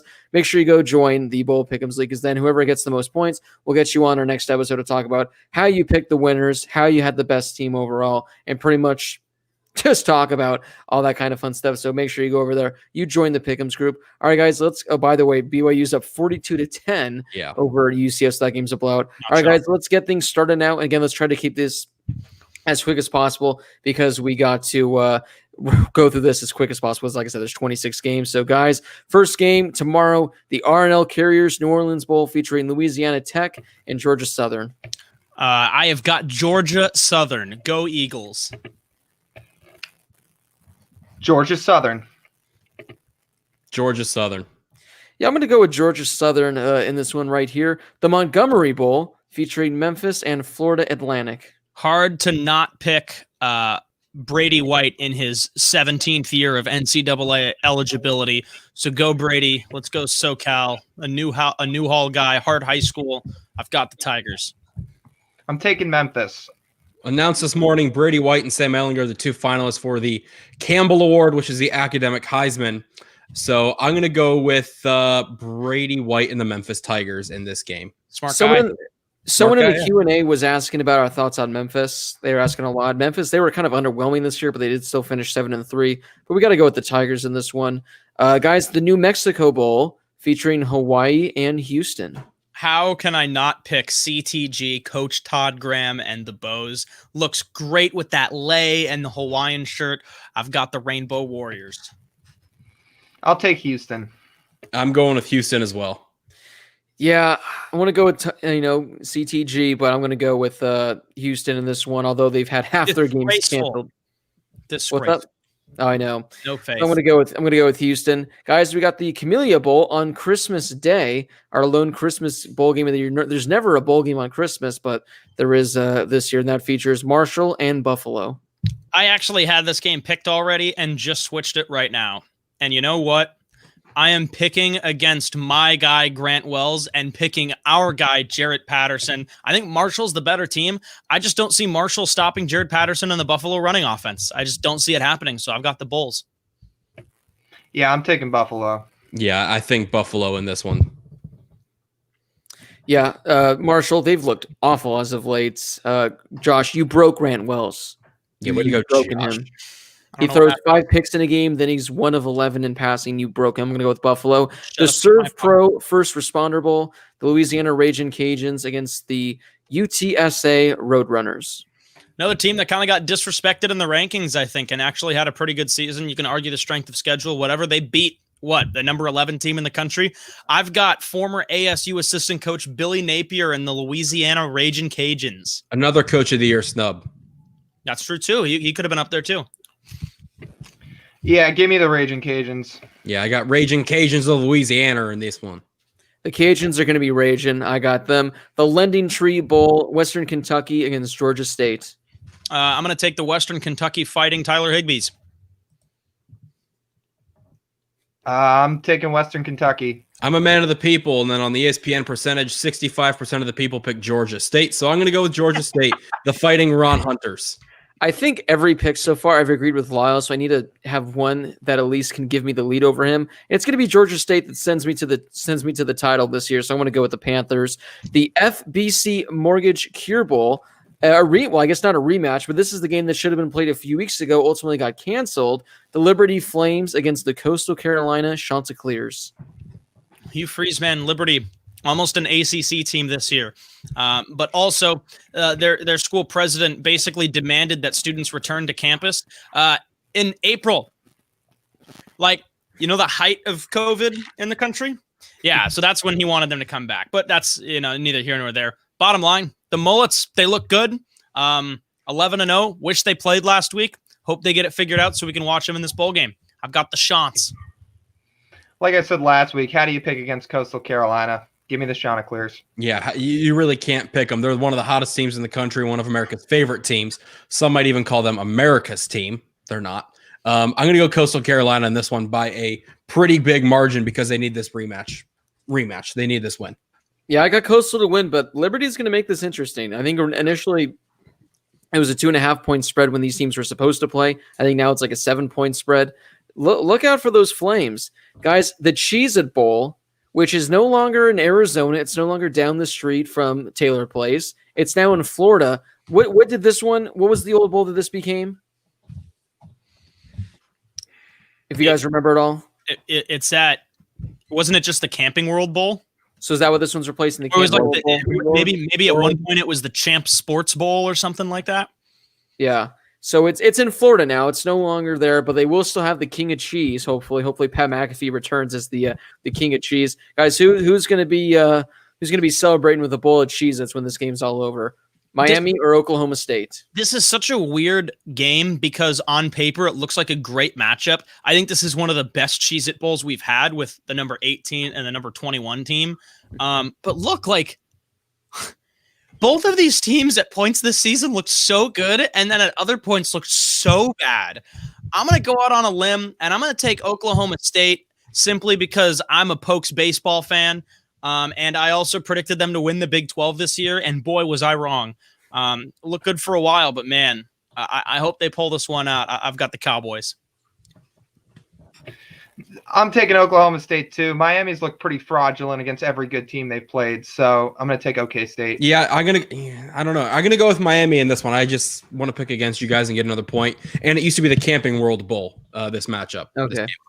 Both these teams, Chuba Hubbard's out for Oklahoma State. I think Jalen Phillips, some other guys are out for Miami. It's a battle of who has more players opting out, but I'm going to go with Miami in this one. They got De'Ara King, a quarterback. I think he's the difference maker. The Valero Alamo Bowl featuring Texas and Colorado. I'll be honest, I'm going to root like hell for Colorado in this game, a team that rightfully should have been playing in the conference championship game in the Pac-12 against USC. I don't know if that changes the outcome of that game, obviously, but it should have been Colorado. They were the second best team in the Pac-12 this year. And Broussard was fantastic. Pac-12 Offensive Player of the Year. I think he's really good. I just think the team around Sam Ehlinger at Texas is a lot better. I saw that Eagles said something today about whether or not he was going to opt out or go to the draft, one of the Texas wide receivers. I didn't get a chance to look at it. It was literally right when we were going on to the show, but I believe he opted out of the bowl game. I still think Texas ultimately is a better team, and they've also played more games. So I'll go with the Longhorns. Yeah, I'm taking Texas. Yeah, I'm going Texas in this one too. Yeah, I'm going to go with Texas. Sorry, Colorado, but no. Guys, the greatest bowl game that's ever been assembled since the Chair Bunny, Terra Tart, Boca Raton Bowls no more. The Duke's Mayo Bowl featuring Wake Forest and Wisconsin. Wisconsin, the most deserving team to play in a bowl named after mayonnaise. Yes. God, like Duke's Mayo Bowl just sounds gross. Like it makes me feel bloated. God, what a weird game. I'll go with Wisconsin just because both teams have a W in their name, but Wisconsin's, bigger. So go Scotty. I'm taking the Badgers. Yeah, I've got Wisconsin as well in this one. After a year where they were in the Rose Bowl last year, I think they need a little bit of a bounce back to start 2021. I don't know when this game is, but I'm going Wisconsin. Guys, the legend of Jack Cohn is no longer there. He's entered the transfer portal, so that just adds to the list of Wisconsin quarterbacks who have been absolutely awful. But I'm going to actually go with the Yeps. I'm going to go with Wake Forest. They've looked semi-good this year. Shout out to our man, Captain Rob. Now, the question is, just like today in the Idaho Potato Bowl, they dumped a bunch of French fries on the coach. The Cheez-It Bowl, they dumped a bunch of Cheez-Its. Last year when ASU won the Frosted Flakes Bowl, they dumped a bunch of Frosted Flakes on Herm Edwards. Are they going to dump a bunch of Duke's Mayo on the winning coach after they win? If they don't, we fly there, we meet up there, and we riot. I know it'll be like a week after the game ends, but we should do it anyway. That would be cute to do it. Just a big Gatorade thing full of mayo that they just dump on the. They'd have to wait a second for it to drip down. All right, guys, the Trans Perfect Music City Bowl, Iowa and Missouri. Let me start off by saying, Iowa fans, I'm so sorry. I'm predicting the Hawkeyes to win by 30 points in this game. All right. So I know you're going to lose now, but I really think this game is an absolute pummeling at the hands of the Hawkeyes. So I've got Iowa. Yeah, I'm taking Iowa. Iowa didn't get the chance to play this past week. And so I'm going to go with the Hawkeyes. And I think, Josh, I'll back up your point. So maybe it's not so jinxed. I think it's going to be a blowout. One of the most lopsided games we'll see. Yeah, Missouri was ranked in the top 25. That lasted about 3 days. They've just been bad ever since. Give me Iowa. The Goodyear Cotton Bowl Classic, Florida and Oklahoma. This should be a good game. I think this is going to be a wake-up call for Oklahoma, a wake-up call at the end of the season. I don't know. I think it's going to be humbling for Oklahoma. I don't think this is a bad game at all. I think it's a good game. I think it's a narrow margin of victory for Florida. But I think that Florida wins this game. They've played better competition all season long, and Oklahoma has played in the Big 12, which sure, Iowa State was a pretty good team this year, but Big 12 was lackluster and they were underwhelming. And I think Florida's a lot better. So I got the Gators. No Kyle Pitts makes it more interesting, but I'm still taking Florida. Yeah, that was a big thing I was looking at too, is what the status of Kyle Pitts will be. He opted out for the rest of the season, going to the draft. But luckily, we've seen Florida sans Kyle Pitts this year. So I'm going to still go with Florida in this game. Yeah, this game has the highest over-under for any bowl game. I think it's going to exceed that. I think it's like at 72.5. There's going to be no defense played in this game. This is just going to be touchdown after touchdown after touchdown. This is going to be a fun one. What is it? The Wednesday, December 30th. I like Florida in this one, but not having Kyle Pitts definitely I think is going to be a problem for Florida potentially. The Lockheed Martin Armed Forces Bowl featuring Tulsa and the 3-7 Mississippi State Bulldogs. Can we agree that this is pathetic? 3-7. Also, Mississippi State was everybody's favorite team in September and turned out to be horrible this season. One weekend in September. For one weekend in September, they were everybody's favorite team in college football until everyone was like, oh, LSU's not very good. And then it all made sense that Mississippi State turned out to be horrible. I think Tulsa wins this game. I don't think it's by a lot just because I think Mississippi State's probably a bigger team. But I think the Golden Hurricanes pulled this one out. They played Cincinnati real tough. I'm taking Tulsa. Yeah, I got the Golden Hurricanes in this one too. Yeah, Tulsa almost beat Cincinnati. I feel like that wasn't really even talked about this week at all on like ESPN, but they almost pulled off the upset. Guys, one of the better bowl games. Who would have thought? The Arizona Bowl. No sponsor needed. Ball State, the winner of the MAC, versus San Jose State, the winner of the Mountain West. I'm going to go with San Jose State. I like the Brennan pick for Blake for Coach of the Year. Ball State has been a pleasantly surprising team this year, but San Jose State's actually been pretty impressive, along with surprising. So I'm gonna ride with the California team, and I'm going to take San Jose State, even though San Jose is not a state. But neither is Ball. Neither is Ball. I'm taking San Jose State. You know, Ball State lost their first game of the year, the opening game, and then won 6 straight. So as much as I would love to pick San Jose State, I'm going to jump and change a pick that I've never done. I'm actually going to pick Ball State in this game. So I'm going to go Ball State, winner of the Arizona Bowl. Muncie. Chirp, chirp.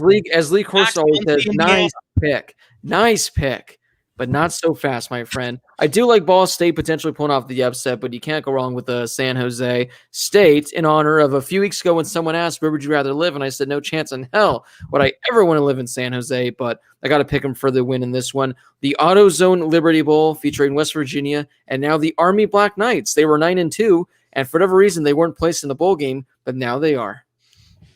We got Army. I mean, those uniforms they wore for the Army Navy game were fantastic. The like World War II paratrooper looking ones, fantastic. Got to roll with Army here. But I think it's worth pointing out Army's offense matching up with West Virginia's defense that was surprisingly tough this year. I think that's going to be a good matchup, but I think that Army gets the best of them. I'm going to take West Virginia.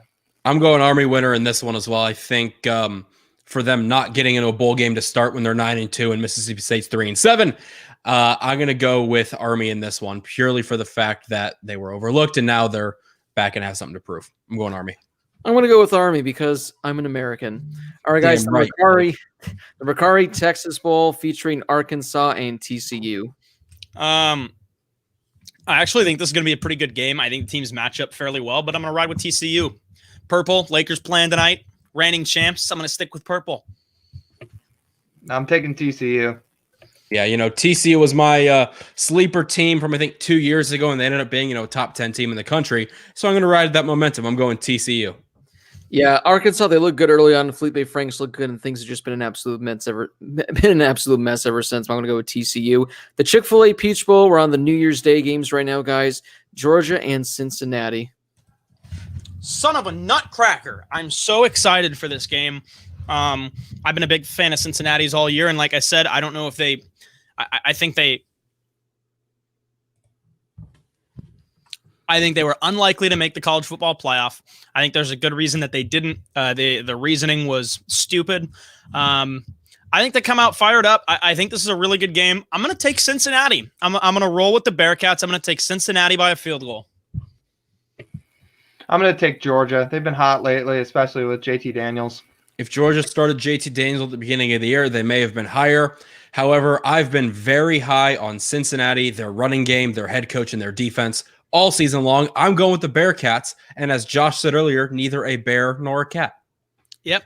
Yeah. I mean, Georgia, they're playing phenomenal, but this one, it'd be fun to see Cincinnati win. I got to root for Cincinnati, so I'm going to take the Bearcats. The Verbo Citrus Bowl featuring Auburn and Northwestern. We get to watch Bo Nix attempt to face this Northwestern defense, and that is going to be a sight for everyone to see out there, because, boy, that's going to be bad. Yeah, no, they just lost their coach. They're hiring the Boise State head coach. That was announced in the middle of the show today. I just don't see it. You know, part of the reason why Gus Malzahn was fired was because he's supposed to be an offensive minded coach, and this offense under Bo Nix has been boring and lackluster. And I think that going up against this Northwestern defense is going to be a very interesting matchup. I'm going to ride with Northwestern, the Fighting Reese Davises, the Fighting Peter Warrens, friend of the program. I've got the Wildcats. Yeah, I'm taking Northwestern. Yeah, I've got Northwestern as well. We saw them put up a good fight against against Ohio State in the Big Ten Championship, so I'm going to go with Northwestern. I don't know what the over-under in this game is, but whatever it is, minus 15 points from that, because this game, Auburn's barely going to be able to score against Northwestern. Northwestern, they'll be lucky if they can score 17 points. It's going to be disgusting, but it's going to be great to see what Bo Nix's stat line looks like. It's Over under 43.5. Oh, yeah, take that under. Bo Nix is going to complete 9 of 26 passes for 85 yards and 3 interceptions and 1 touchdown. It's going to be bad. Give me Northwestern. Guys, the semifinal playoff game presented by Fansville and Dr. Pepper, Notre Dame and Alabama. Again, like I said earlier, I'd be stunned if Notre Dame doesn't come out fired up for this game. I think Notre Dame does play well. I just don't think they have it. I'm going to take Alabama. Yeah, Bama. I mean, we talked about it earlier. Yeah, they'll keep it closer than 28, but yeah. I'm rolling with Bama too. They'll keep it up. I'm sorry. Yeah, I'm rolling with Bama. Notre Dame will keep it close in the first half, and then Nick Saban at halftime adjustments are going to kill you. I'm going to go Bama. Yeah, sorry, Lyle. This is the easiest pick out there, but Bama. The All-State Sugar Bowl, Ohio State and Clemson.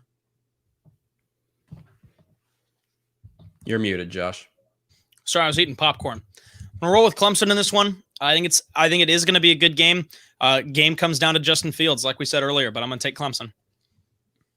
Yeah, I'm taking Clemson. The health of Justin Fields will be the key factor in this game. Is if he's able to throw, if he's able to air the ball out, and if Ohio State is able to get their starting linebacker, their starting left tackle, and their starting wide receiver all back in this game. I'm going Ohio State in this game. I really, for whatever reason, feel awkwardly confident that Ohio State could win this game. So I'm going to go with the Buckeyes. Brady, I have that same feeling. I mentioned it earlier. I wouldn't be shocked if they pull off the upset, but just I got to win. I got to get these points. So I'm going to go with Clemson just for the sole reason of needing these points. We move now to January 2nd, the Tax Slayer Gator Bowl. NC State featuring another team under 500, the Kentucky Wildcats. Look at Ryan Finley get that dub on Monday Night Football. And you know another big dub that he got was against our Sun Devils in the Sun Bowl a couple of years ago. I'm going to go with North Carolina State, the Fighting Ryan Finleys. How about that? Also, wolves, dogs versus wildcats. Those are cats. A lot of times there's that stereotype that the dogs chase the cats. I mean, this is easy. North Carolina State. Everybody on this show has their NFL team going to the playoffs, including former members of the show. Not yet. And everybody on this show has suffered a super embarrassing loss this year. Has their team suffer a super embarrassing loss, but that's neither here nor there. For this game, I'm taking NC State. Yeah, I'm rocking. What was your embarrassing loss? Oh, Giants at home. Jaguars week 1. It was like 2 weeks ago. Yeah. Mm-hmm. I'm rocking with the Wolfpack here as well. You know, speaking of NFL, both of the Colts quarterbacks are former NC State Wolfpacks. Wolves. I don't know. Whatever. They both went to NC State in Jacoby Brissett and Phillip Rivers. So I'm going to go with NC State in this game. Guys, not only can we say we interviewed a former top 5 pick in the NFL draft, we now can officially say we've interviewed an NFL Pro Bowler because Bradley Chubb was announced to the NFL Pro Bowl. By the way, go find our Bradley Chubb interview when we crammed 4 of us into a small studio and recorded it off our phone while he laid in bed and stared at his ceiling while he talked to us.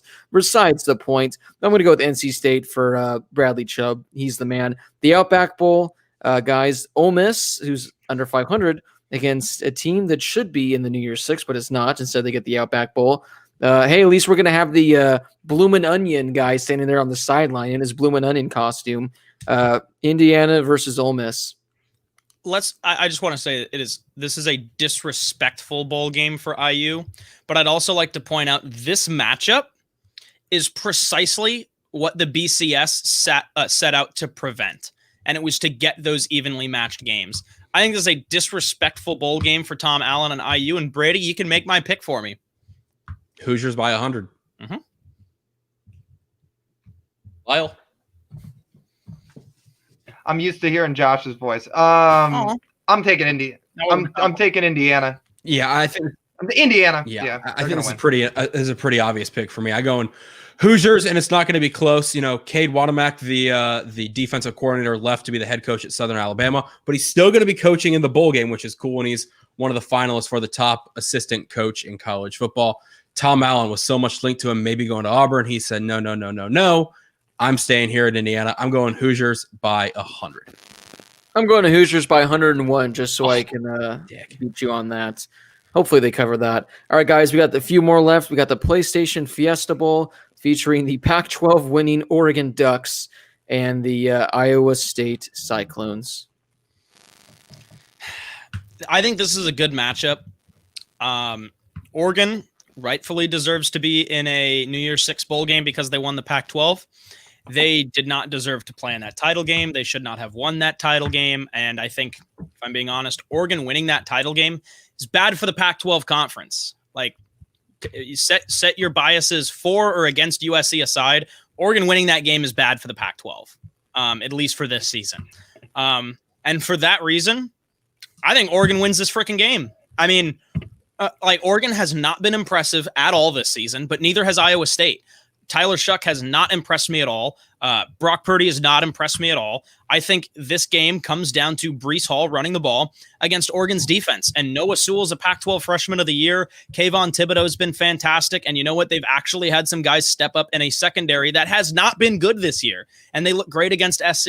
I think Oregon wins this game. I think it's an ugly game, but I'll take the Ducks.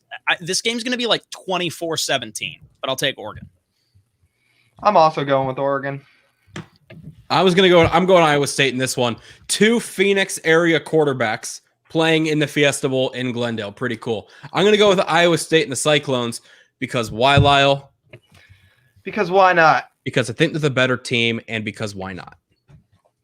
Well, my girlfriend is eyeing me right now, a former Oregon Duck herself, a alum of the beautiful Oregon University, which I was accepted to, but declined. University of Oregon. University of Oregon. Did you get in there? Well, there's a reason why. I chose to opt to the better Pac-12 school. That was Arizona State University.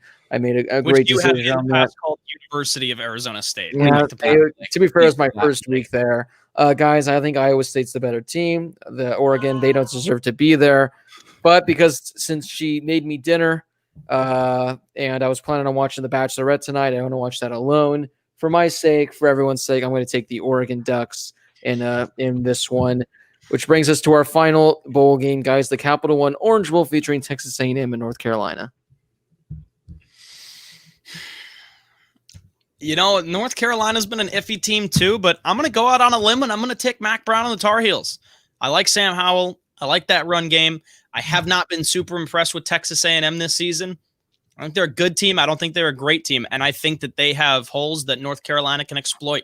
I'm going to go with Sam Howell and the Tar Heels. Plus, how do you hate that blue? You love that blue.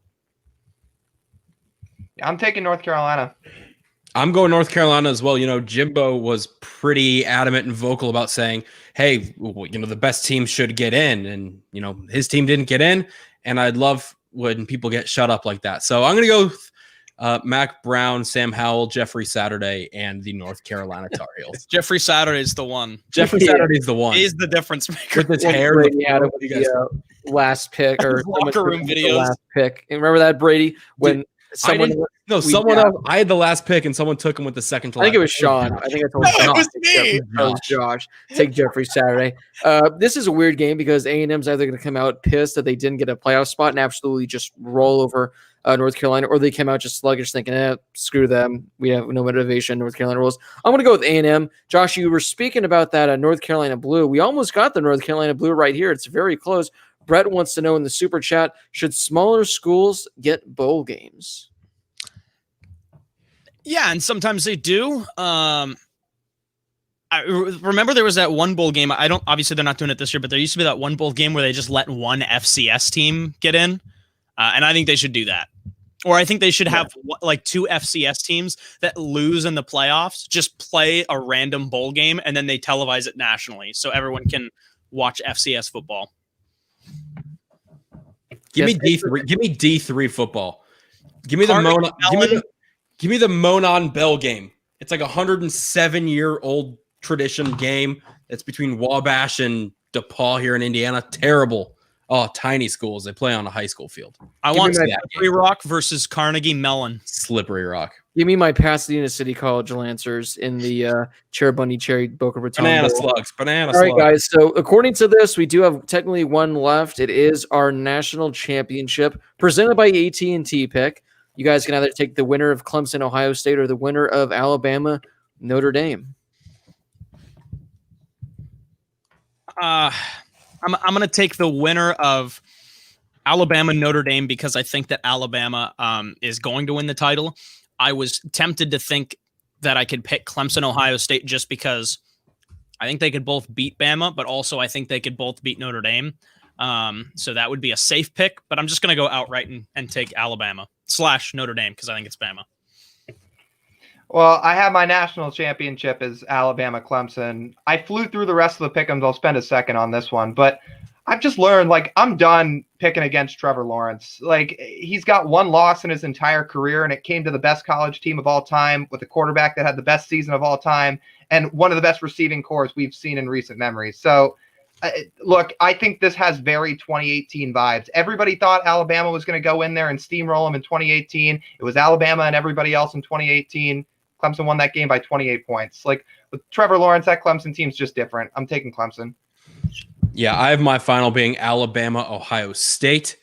And just because I think Ohio State could get a late season win after playing lackluster the last few weeks of the season, I've got Alabama beating Ohio State 42-24. Yeah, this is going to be a good one. I think we all can expect it to be Alabama and Clemson. I've said all year Alabama's my pick. They're my favorite, but it's tough to go against Trevor Lawrence. I'm going to go with Clemson. It's weird because I've been saying Bama all along. I like Clemson the way they've been rolling, and if they look really good against Ohio State, it's going to solidify my pick even more. So I'm going to go with Clemson to win the national championship. But that does wrap up our official Bowl Mania Pick'ems. Again, if you guys are watching this, you guys can join our official Bowl Mania Pick'ems League on ESPN. It's in the link of this video, or you can go to Google, go to ESPN.com, search the ESPN Bowl Mania Pick'ems League, search Harris Highlights 2020, join the group, make your picks. Whoever finishes with the highest amount of points, the most correct picks, you will be a guest on a future show. We'll get you on. We'll hear your thoughts, how you picked the winners, how you got the most points, everything that happened. Remember, create a new entry because there have already been a few games that have happened so far. But again, if you don't, we'll just take a few points off of that. So it's going to be a fun time. It's going to be a lot of fun competing with you guys. Hopefully we can have some close matches. Hopefully it comes down to the final game. And yeah, make sure you guys go join that. It's free to do. As I mentioned earlier, Brady wanted to charge $50 an entry. We said, Brady, we can't do that. We got to have it free. Son of a nutcracker, Brady. Guys, any parting words before we head out? Blake, this week? As you know, it's Christmas week, but before Christmas, do you know what tomorrow's holiday is? It is Festivus. Tomorrow is Festivus. Oh. Yes. I got a where is it? I can't see it. It's your sticker somewhere, right? Yeah, well, there's a Festivus ornament somewhere on the tree. And my family actually celebrated Festivus the other night. We had the family together at home and we celebrated Festivus. We had the airing of grievances, and then me and Mark Harris took off in the feats of strength, where I pinned him down and officially was named Festivus champion. Good for you, Mazel Tov, Blake. Happy Festivus. Merry Festivus. Happy holidays. Happy pandemic Christmas. Make sure to follow the show on Twitter at the HH Show _. Follow us on Instagram at Harris Highlight Show. We're on Spotify. We're on Apple Podcasts. You guys can find the show over there. You guys can become a Patreon member, get in a fun Twitter group chat. You guys can help support the show, get some cool behind the scenes benefits, some awesome stuff. And again, that's in the link of this video, or you can go to patreon.com/Harris Highlight Show. As little as $1 a month. But again, guys, Josh, good luck in your matchup versus Costner this week and our fantasy championship for our Patreon league. That's going to be a whole lot of fun. Make sure to follow us on Twitter, because we don't know if we're going to have a show next Tuesday or we're going to save it for the following week to do a preview of the national championship. Stay tuned for that, because there's a lot going on next week. But for Josh Schaefer, Lyle Goldstein, Brady Klein, this has been Blake Harris from the Chateau in Monrovia, California. Thank you guys so much for watching. Brady, please send me that sweater, because I absolutely need it. That is fantastic. Give this video a thumbs up, and we're going to see you guys right back here again sometime in the near future.